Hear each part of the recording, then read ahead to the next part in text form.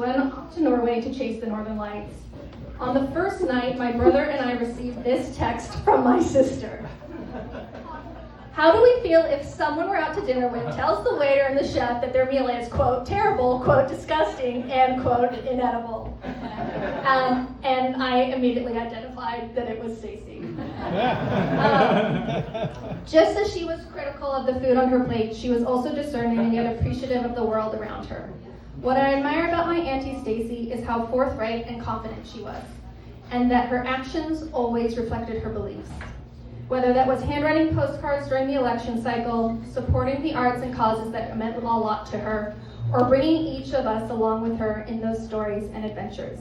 She's one of the women who inspired me to travel the globe, to live abroad, and to live life to its fullest.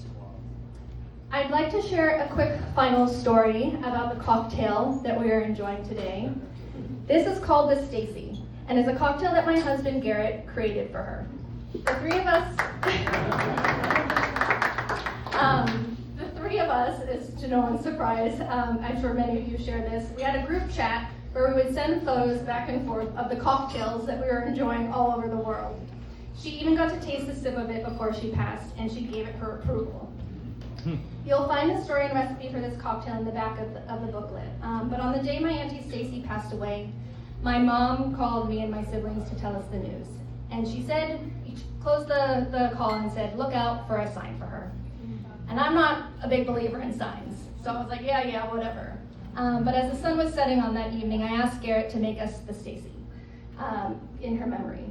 And I grabbed the custom hand-painted cocktail glasses that she gave to me, and we raised a toast to her. And right as I was capturing the moment, an airplane flew into the frame. And I knew that this was my sign from Auntie Stacie, saying, I'm flying on, but you keep on going and traveling for me. So I'm going to do just that.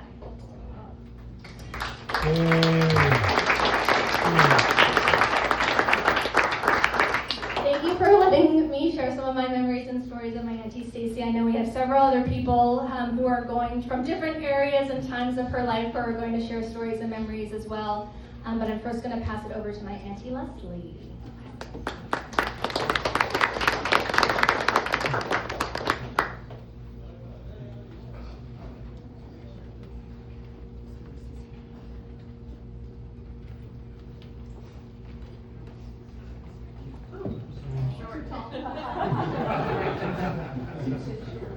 But you can all hear me? Yes.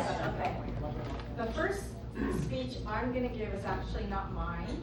It's one of her best friends, Addie Schwartz, who couldn't be here today. She flew to California and then had an emergency and had to fly back home.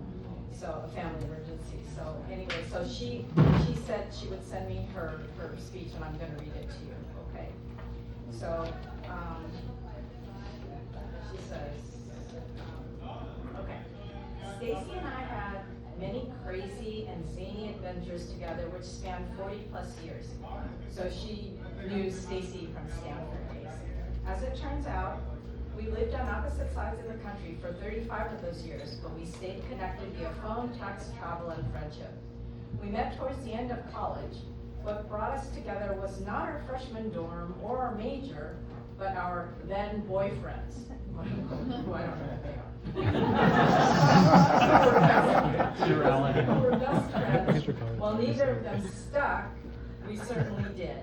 And our friendship spanned trips to the Cayman Islands, Italy, San Diego, Gloucester, Massachusetts, and many spots in between. We all knew that Stacie was an amazing person, super smart, funny, a terrific cook, and an avid gardener. She had a real zest for life. She fell in love with Italy when studying abroad, became fluent in Italian, and made friends everywhere she went. And Stacie was always learning and laughing as she traveled extensively all over the world. Some incredible memories to share, starting with parties in Sunnyvale, at our first apartment on San Antonio Road right after college. Boys. A group of us scrambling with the seating chart in real time during her wedding reception. And making me dance with a sailor at my bachelor party. Her ability to always whip up something yummy and make it look effortless every time. walking on the beach on Grand Cayman and talking about life, sipping champagne and watching opera under the stars in Verona, biking in Carmel during COVID, shopping, and more shopping, or should we say bargain hunting at Loehmann's and Nordstrom Rack in multiple cities, and thrifting. Stacie's uncanny ability to spot a bargain wherever she was. I remember her snagging really special Rooster cocktail glasses at a vintage shop in Concord, Massachusetts, and then Googling them to discover how valuable they really were. Dinners on the quad during our reunions, spending the 4th of July in New Jersey with my family, joking around with my dad. Her infectious laugh and wry sense of humor is something I will never forget. Here's an email she wrote when Stanford was going to the Rose Bowl back in December of 2015. We were planning a New Year's Eve dinner in LA with Leslie, me, and Ariane beforehand. And the email from Stacie read, "Hope you enjoyed a festive holiday. Looking forward to seeing you all on Thursday night and Friday. Go Cardinals. Let me know if champagne or any particular type of dessert is on your no-eat list, so I can feel sorry for you."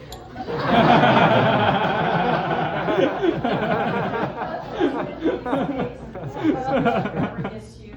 May your memory serve as a blessing and strength to all who knew and loved you. Addie.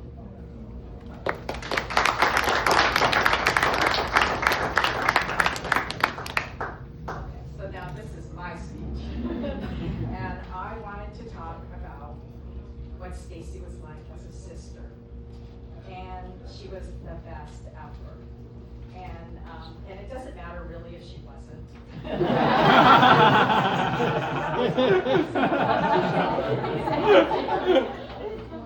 So what is the best sister?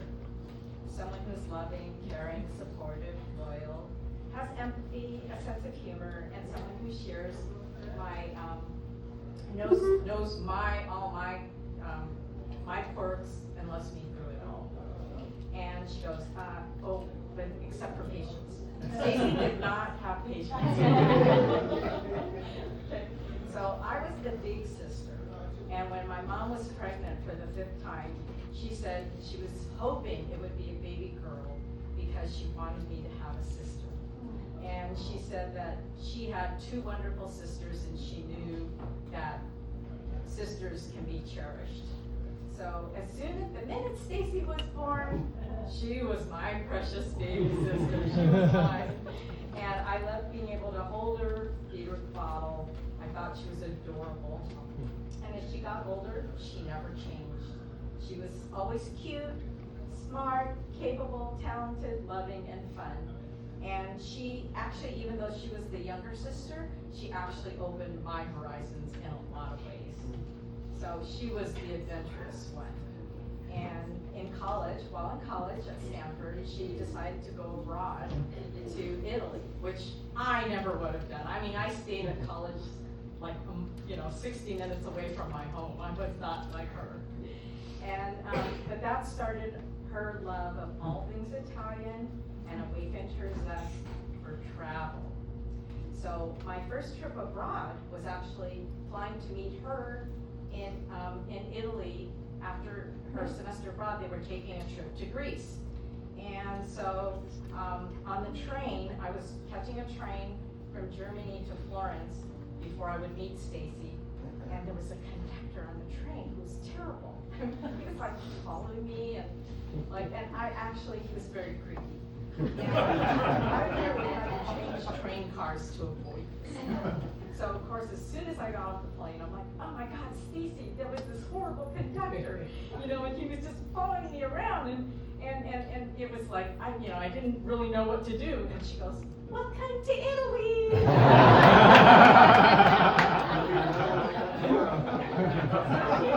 So worldly and just, so grown up.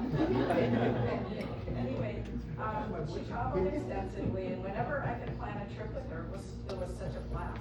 Well, she was great to travel with because she always did all the planning.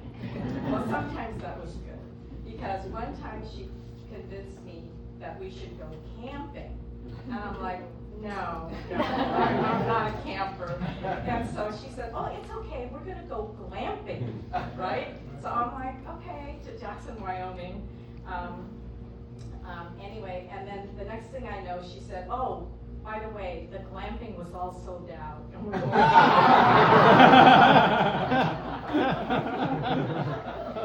I was rolling my eyes, but it turned out to be a totally memorable and fun trip. So, anyway, let me think about where we go next. Okay, so, the one thing that we learned from our mom was how to shop and how to shop for bargains. And so on all of our traveling, we always, one of the big things was figuring out where we could go shopping.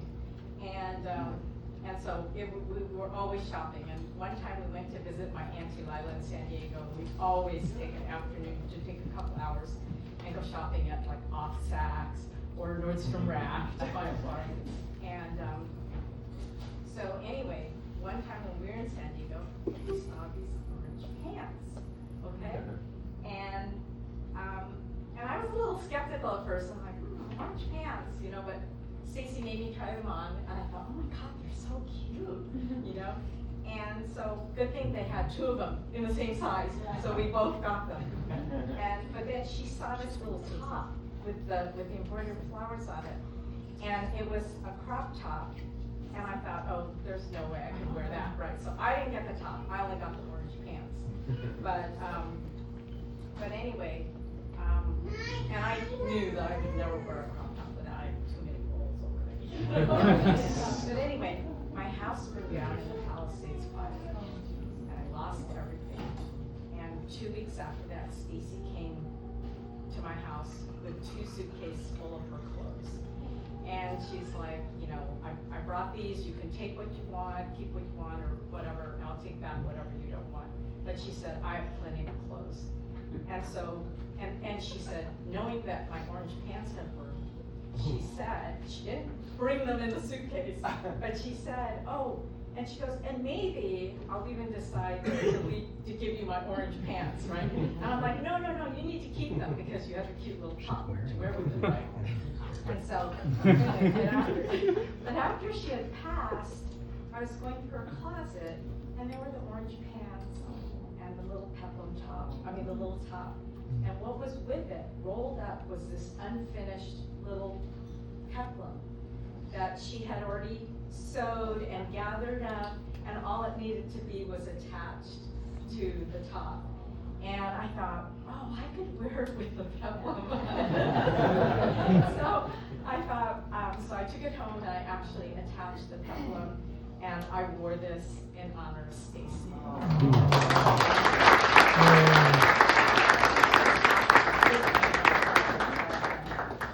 So, but this outfit totally represents her creativity, her energy, her zest for life.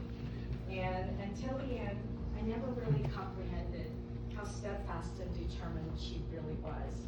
She knew what she wanted, she went for it, her terms, her way, always courageous and brave, even till the end. And I will miss her, we will all miss her, but we know that we all will carry a piece of her in our hearts to all of us that she touched. Thank you.